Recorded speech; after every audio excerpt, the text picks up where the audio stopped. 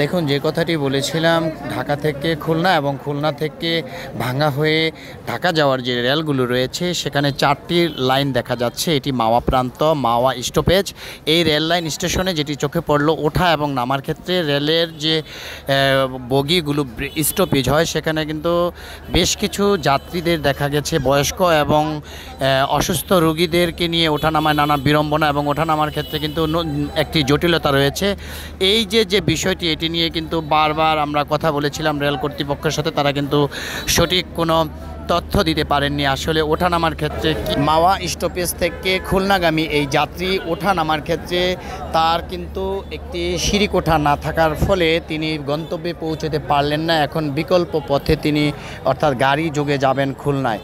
কিছু মালামাল ছিল, সব কিছু নিয়ে কিন্তু উঠে গিয়েছিল। শুধুমাত্র তার মা নিচে ছিল, তাকে নিয়ে ওঠার জন্য যে সময়টুকু লাগবে সেই সময়টুকুর মধ্যেই কিন্তু রেলটি ছেড়ে যায়।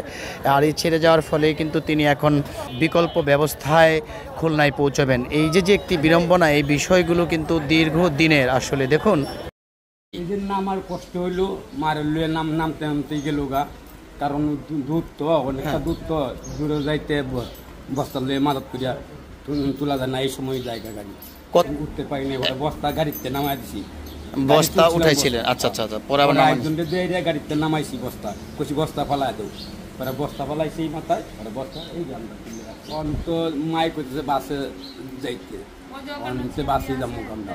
আর ট্রেনের আশা করবো না, কারণ ট্রেনে বেশি কষ্ট, প্রচুর কষ্ট। যে নামান্তি উড়ান্তি, তারপর গাড়ি জায়গা 2 মিনিটে, তারপরে 2-3টা বস্তা পালা নিয়ে আবার গাড়িতে, এটা কষ্ট একটা বিষয়।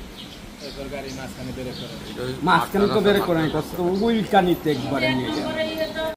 এই রেলটা যাচ্ছে নকশিকাতা রেল, ঢাকা থেকে রাজবাড়ী হয়ে চুয়াডাঙ্গা হয়ে খুলনা যাবে। এই লোকাল ট্রেনটা মুন্সিগঞ্জের ভিতরে 2টা জায়গায় স্টপেজ হয়, সেটা হলো শ্রীনগরে এবং মাওয়া স্টেশনে।